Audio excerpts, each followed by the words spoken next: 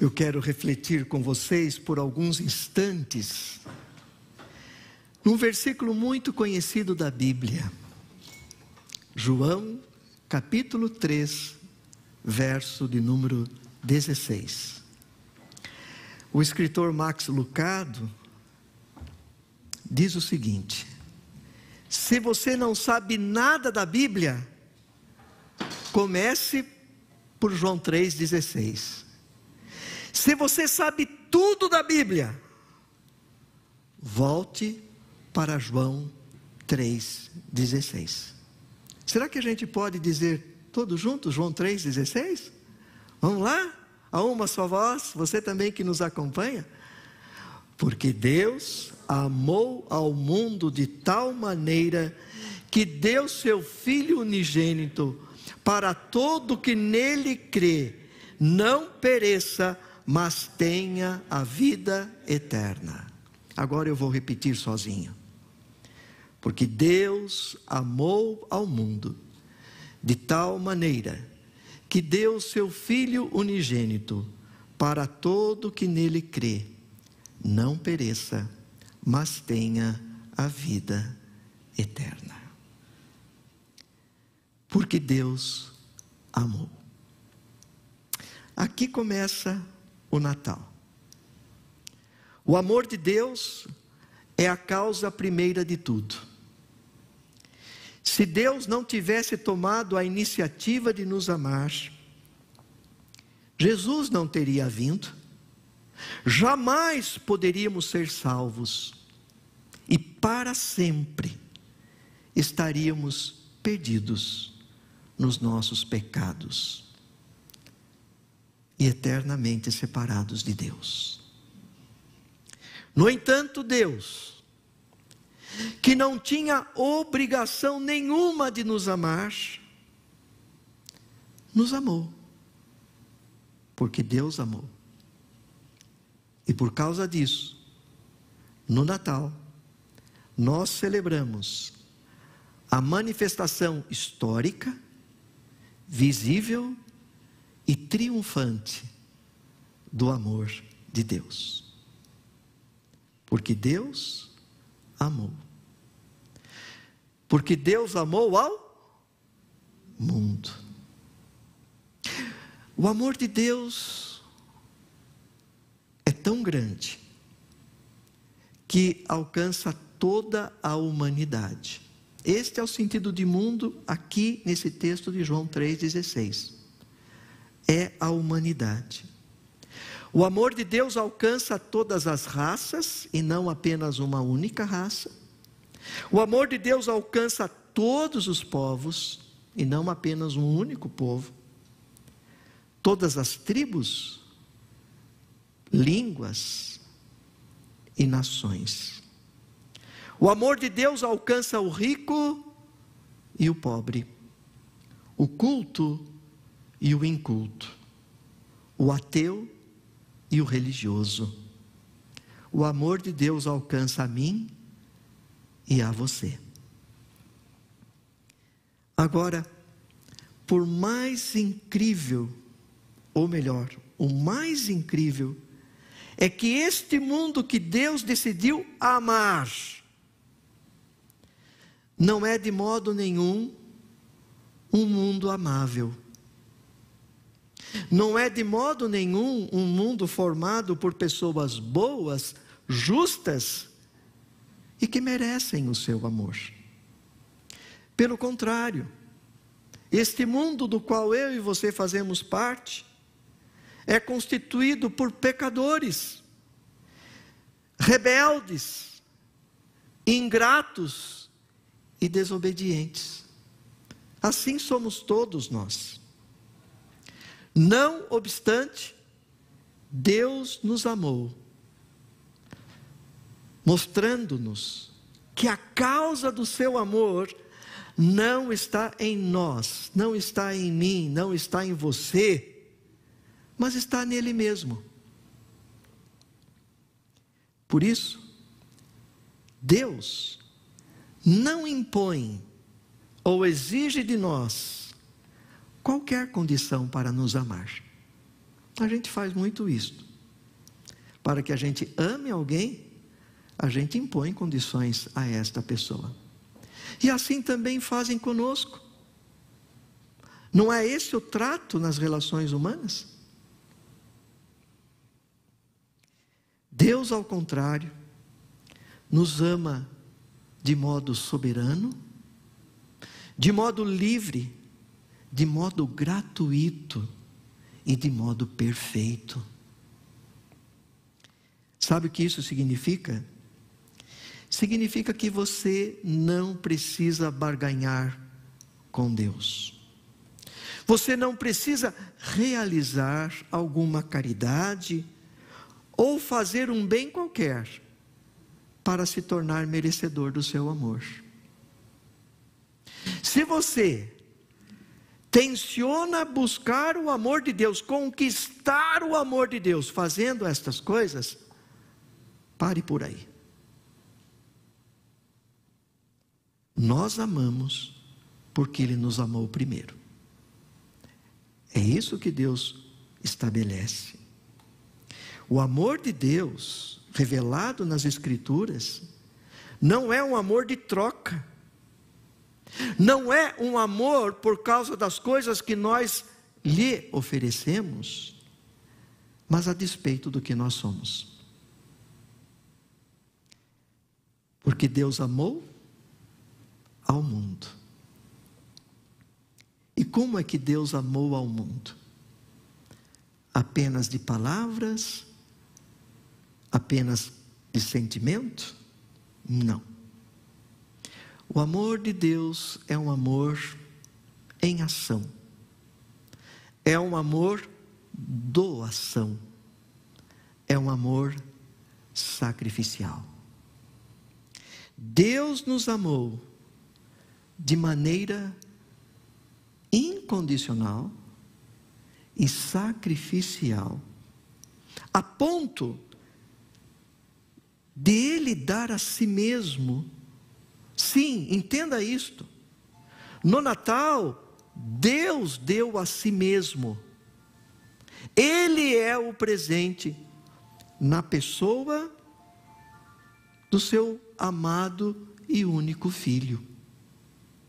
E aqui, quando nós lemos de tal maneira que deu, quando há este verbo relacionado a Jesus, deu o seu Filho, significa entregou. Deus entregou o seu Filho, o seu único Filho, para morrer.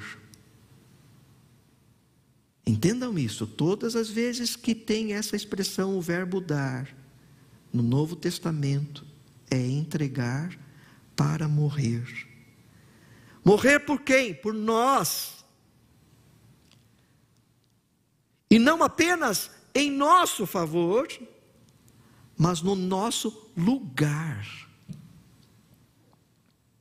Sim. Na cruz, Jesus nos substituiu. A morte dele foi em nosso favor, em meu favor, no teu favor e no seu lugar. O Pai entregou o Filho dele para morrer no seu lugar, no meu lugar. Um amor sacrificial. Por isso a cruz é a maior demonstração do amor de Deus, é a maior prova do amor de Deus. Por isso, à luz das Escrituras, não é possível celebrar o Natal de Jesus sem evocar a sua morte na cruz. Não dá para separar um acontecimento do outro. A história conta que um missionário jesuíta de nome Matteo Ricci, ele foi para a China no século XVI e levou consigo, vejam, lá no século XVI ele foi para a China, e ele levou consigo objetos da arte religiosa para ilustrar o Evangelho. Como mais ou menos hoje a gente conta histórias para crianças com ilustração, né, das cenas bíblicas. Assim fez aquele missionário jesuíta. Os chineses logo adotaram retratos da Virgem Maria com seu filho no colo. Mas quando o missionário apresentou quadros da crucificação e tentou explicar que o Deus menino havia crescido e acabara executado numa cruz, muitos daqueles chineses reagiram com repugnância e horror. Eles preferiram a Virgem e insistiram na adoração dela em vez do Deus crucificado.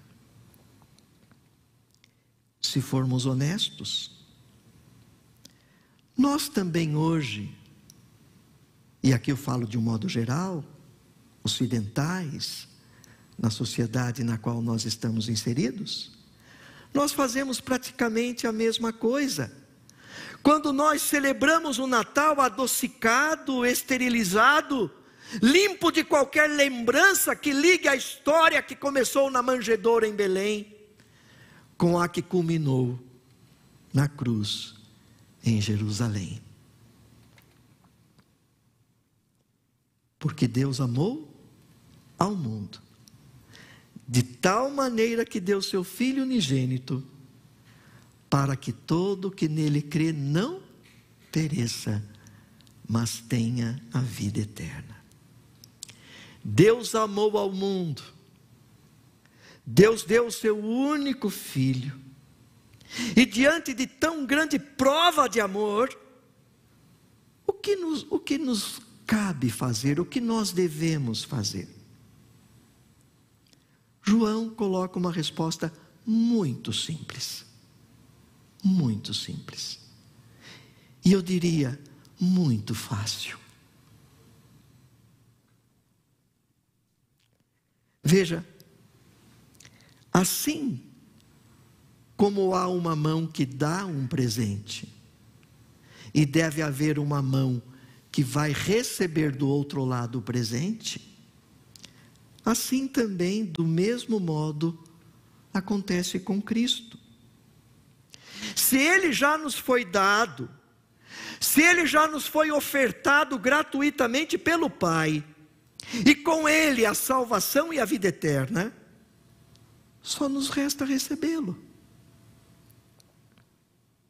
Como? Crendo nele, João vai dizer, para que todo aquele que nele crê, isto é, depositando nele a nossa fé, a nossa confiança.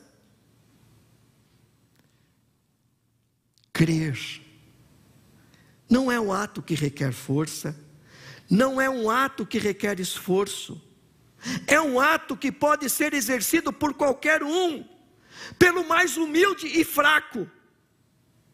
E eu gosto dessa colocação joanina. O pronome é indefinido, é para todo o que.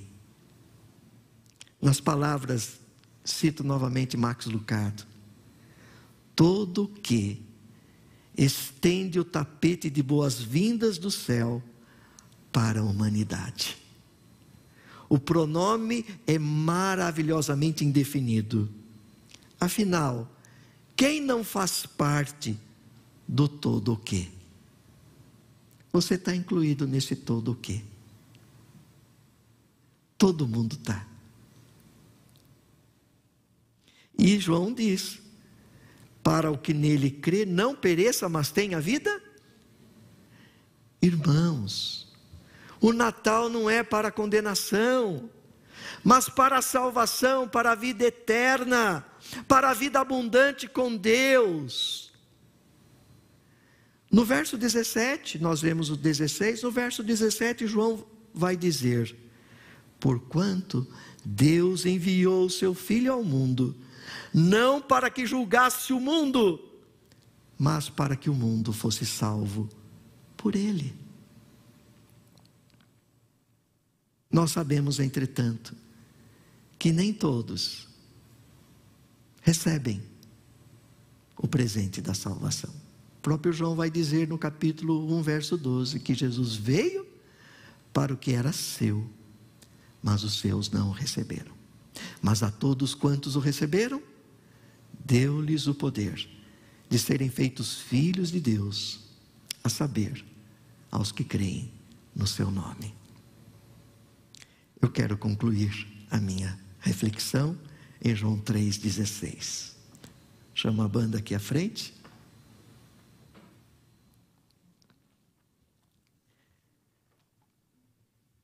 Queridos, a história do Natal é a história do vitorioso amor de Deus. Sabe por quê? Sabe por que o amor de Deus é vitorioso? Porque é impossível alguém ser amado por Deus e ficar impassível diante do seu amor. O amor de Deus infalivelmente provoca em nós mudança, transformação, porque o seu amor nos atinge em cheio. Paulo vai dizer, porque o amor de Cristo nos constrange. É tão bom viver constrangidos pelo amor de Deus. É vida livre. Todos os nossos atos são feitos com amor. Por isso que o amor de Deus é vitorioso, porque é um amor que nos conquista, que nos transforma. Dr.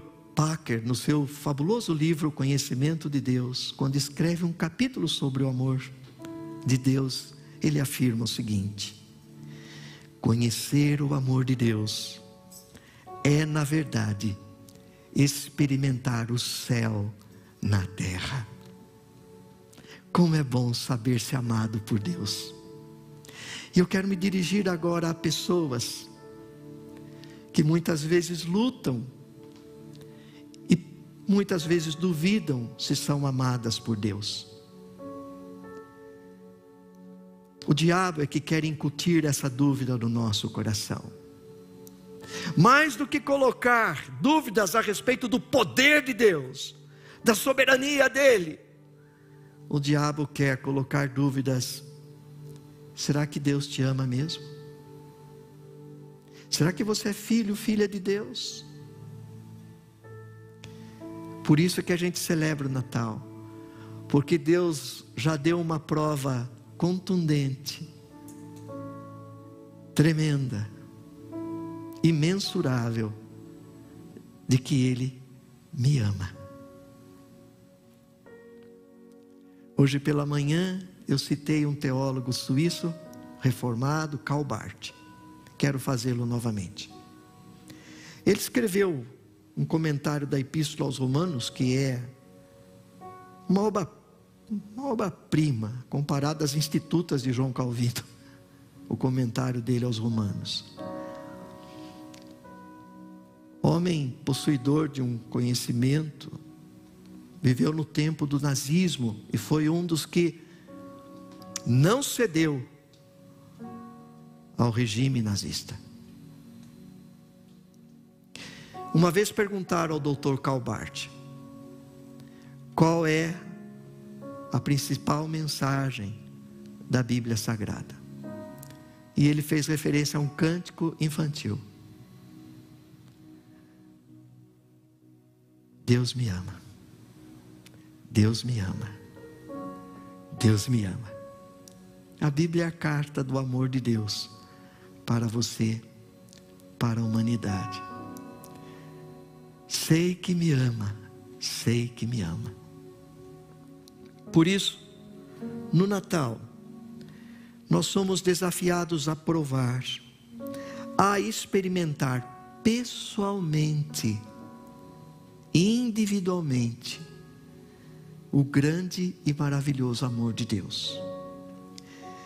Então, faça essa experiência.